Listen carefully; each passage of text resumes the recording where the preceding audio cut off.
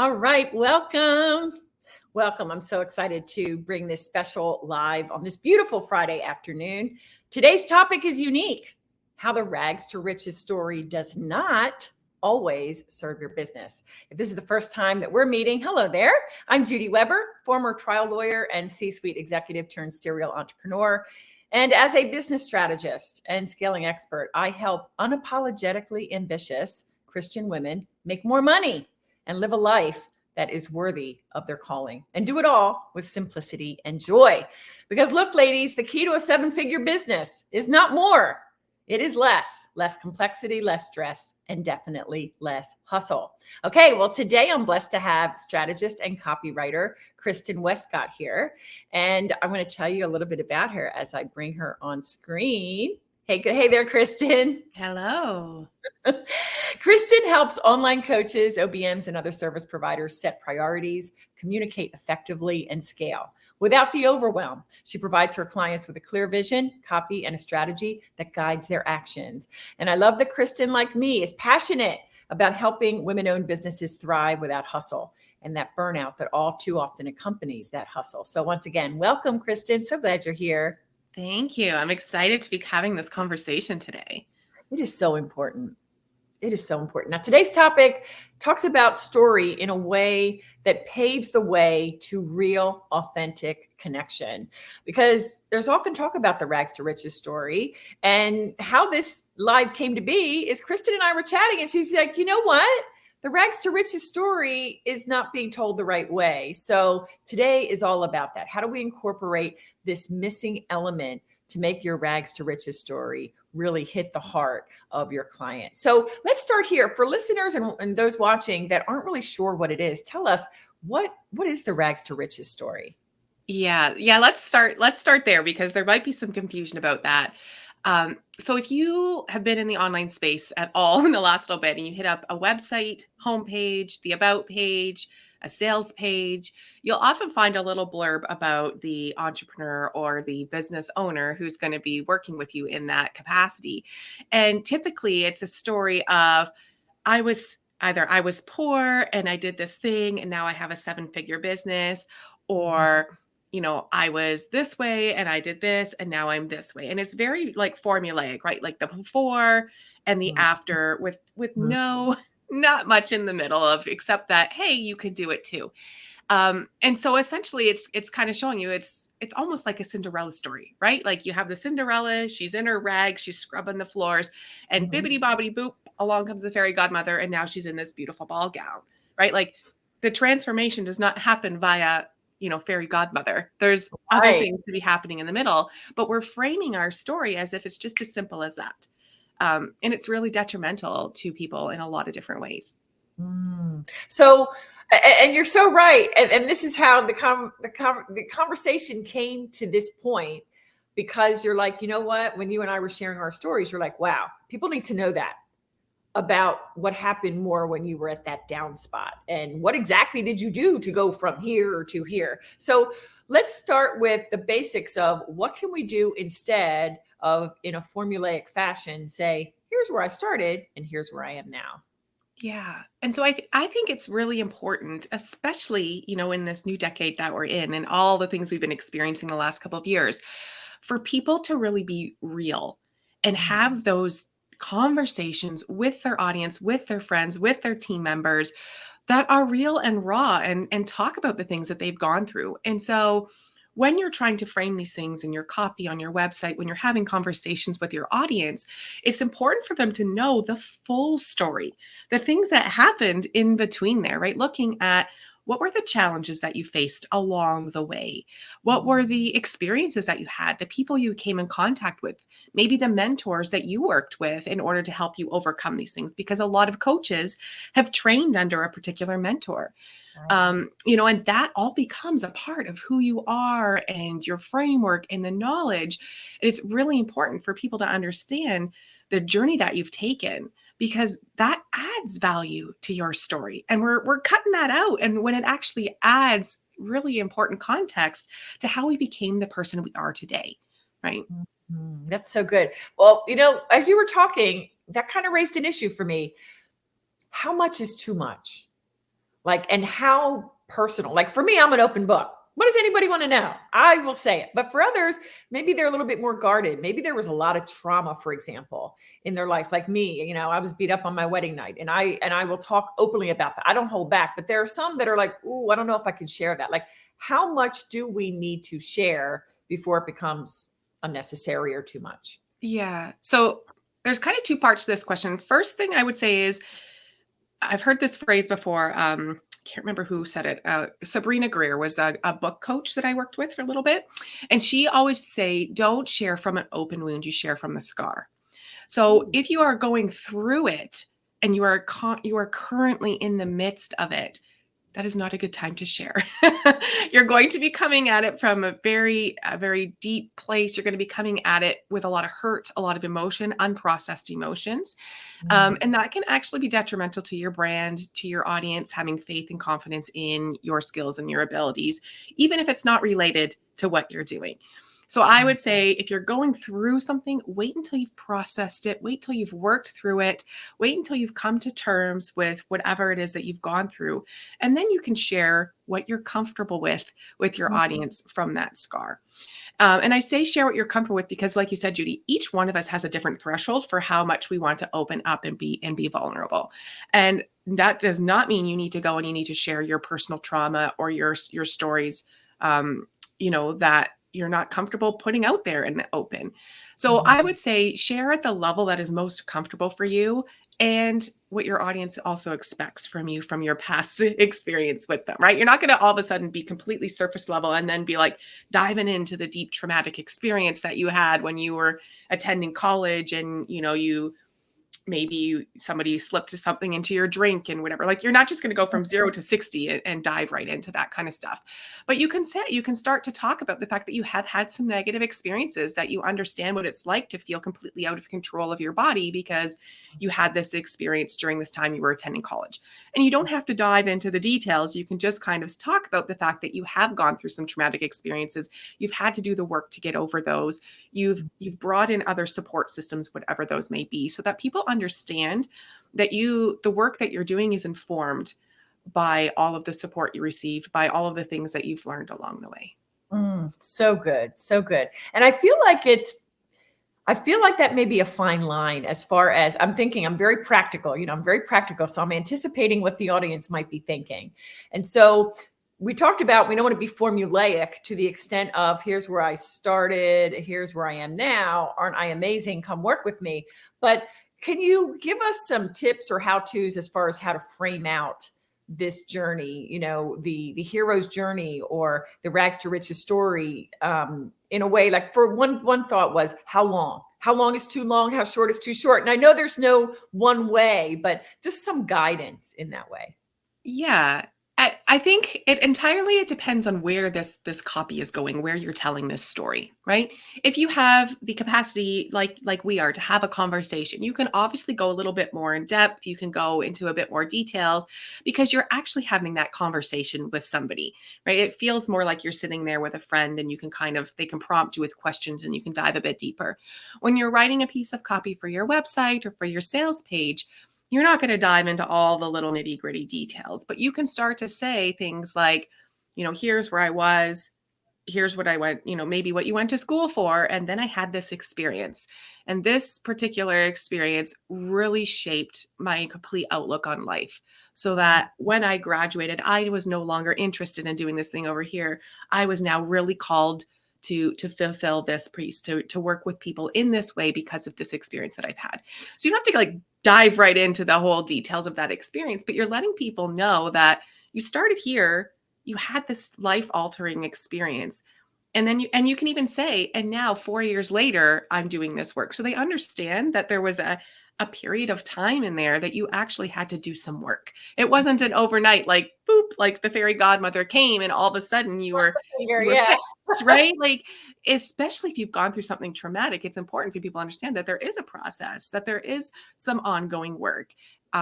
And not every problem can be solved in 30 days, right? That's why we sometimes work with our clients for 6 months or a year. And they need to understand maybe that the reason for that container is because you've done this work and you know that there's going to be challenges along the way. You know that there's going to be things that they're going to come up against that's going to take some time to work through. And you understand that and you're holding the space for them because you understand, what are some of the things that they might be encountering along the way.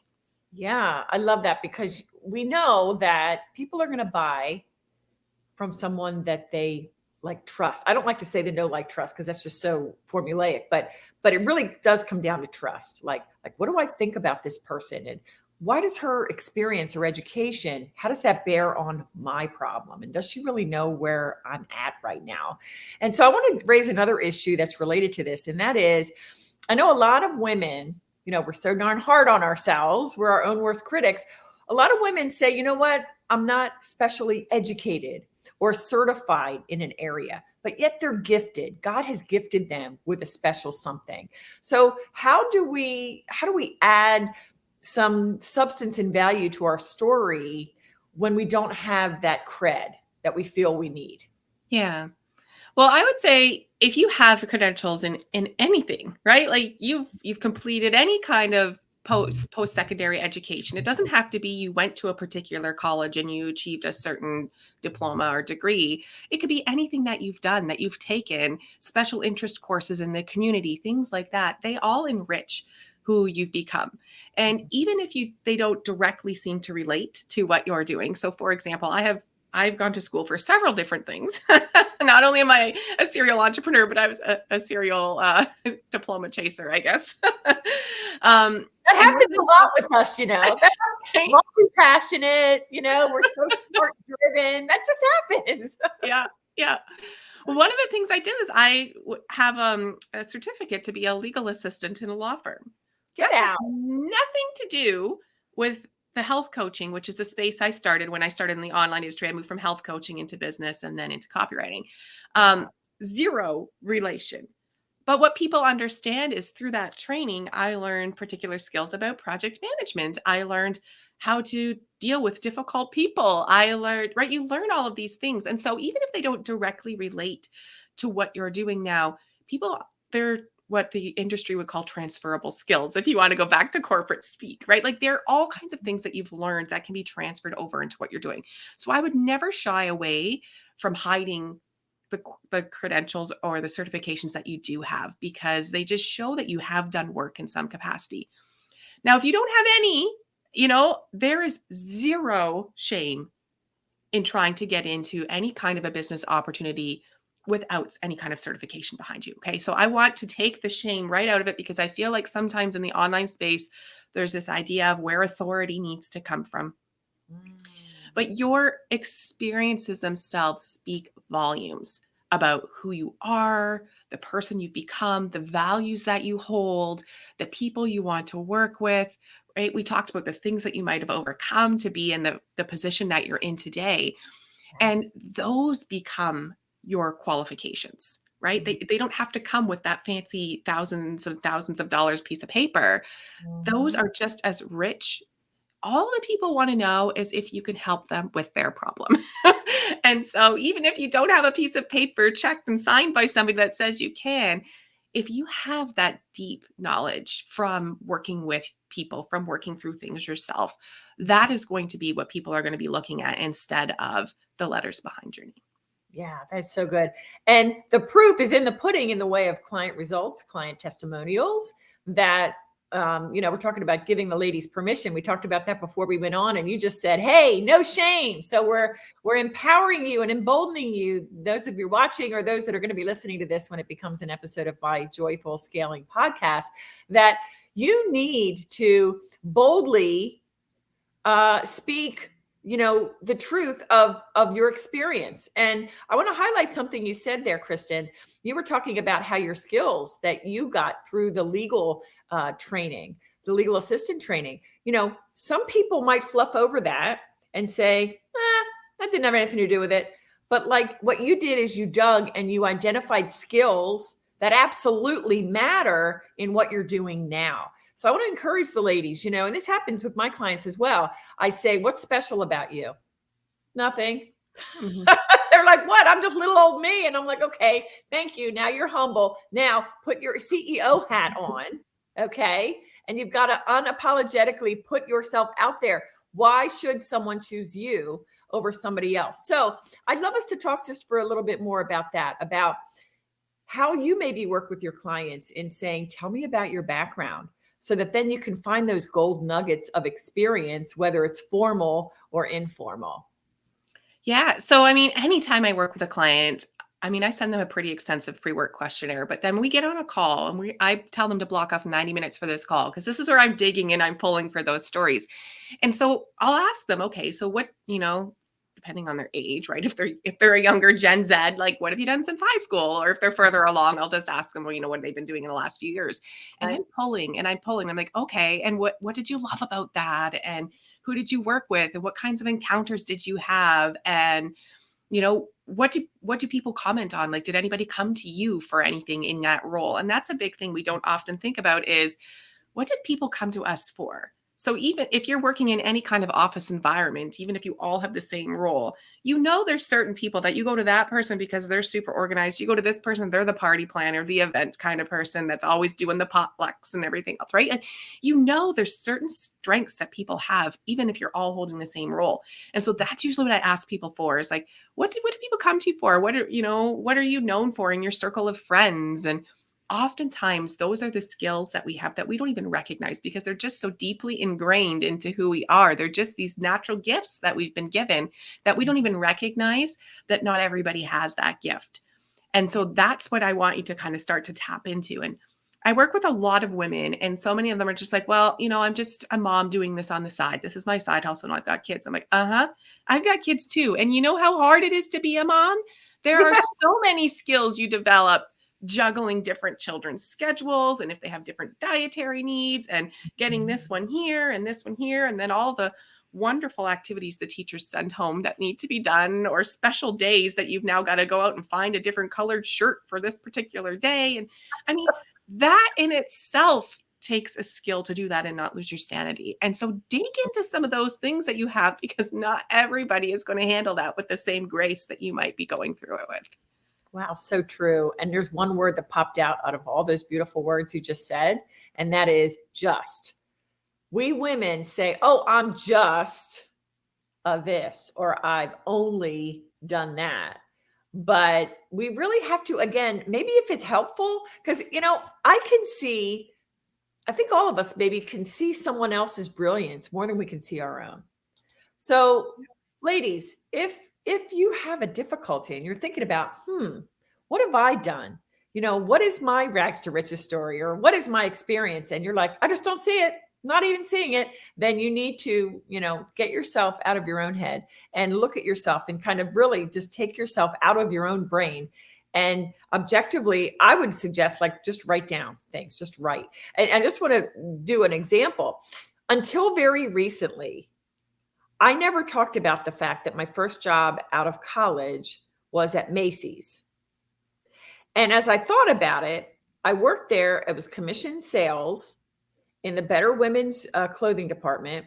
In 6 months, I got hired, promoted to management, where I was managing a multi-million dollar budget and revenue producing department at the age of 22. Like, it just happened. So I discounted it until somebody else talking to someone. They're like, what were you? So I'm just giving you that as an example that I thought, oh, that's just a temporary job at Macy's. Well, no, that's pretty darn important. Yeah, exactly. And it's just part of our culture that women are still taught to kind of downplay a lot of what it is that they do, right? To be humble. And there's nothing wrong with being humble, but at the same time, at some point, you need to be proud of these things and stop being so humble all the time, and actually step out there and share with everybody all of the wonderful things that you've learned and that you've done, in your time here on earth. Yes. And you know what? I'm going to say this. I never really said this in public or in a formal way, so I'm just going to let it flow out. I think humility is more like your relationship to others, like not thinking that you're better than others. But to me, boldly putting yourself out there, as long as it's not in arrogance and in a way of like self-serving ambition, where it's like, look at me, I'm great. But you need to put yourself out there so that your people are drawn to you and say, wow, she knows what she's doing. So to me, I really want those that are watching and those that are going to be watching and those that are going to be listening, I want you to think about that. And as Bible believers, go look that up. What does God say about humility? It is not treating yourself like a doormat. That is not what God wants for any of us. It is, taking these talents and gifts that the God Almighty had given you and like putting them out there to the world, serving others with those God-given gifts. So I don't know if you have a reaction to that on the issue of humility and arrogance. There's like a huge difference there. There is a huge difference there. And, your savior, whoever you believe that to be, would not want you hiding. They would not want you hiding all of your skills and your talents and your brilliance. That they want you out there serving people, in any way that you can. And we all have different gifts here on this earth.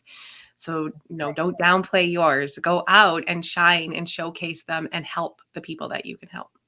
Beautiful. Anything on your heart that we didn't cover in the way of boldly putting your story out there?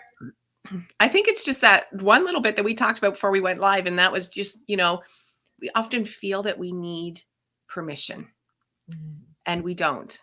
But if you need permission, Judy and I are giving you that permission today to go and do and tell your story and talk about your lineage and talk about the education that you've put into things. Any work that you do with Judy, right? That is as education, that's learning, that's experience. All of those things can be added to the stories that you tell down the road in the future, can be added to the copy that you're putting in various different places, because it's work, and any kind of work, needs to be shared. We need to let people know that it's not overnight success always, that it's not, we live in an Amazon world and not everything is delivered the next day, right?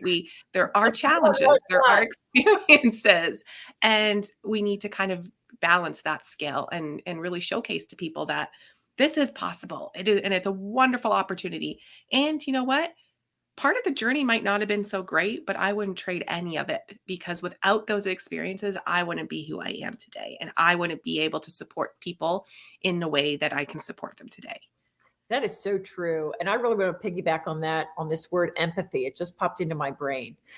If I wouldn't have personally dealt with, domestic violence, I just wouldn't have the capacity. Like I wouldn't have the understanding. Like I would empathize with them, but my empathy for those that experience something that I experienced, it's like so high. And so there's a relatability factor there.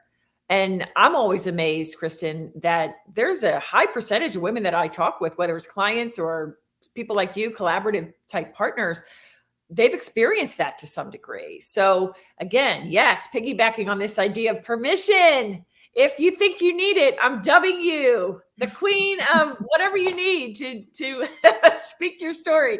Well, Kristin, thank you so much. Why don't you tell everyone how to best connect with you and find you online?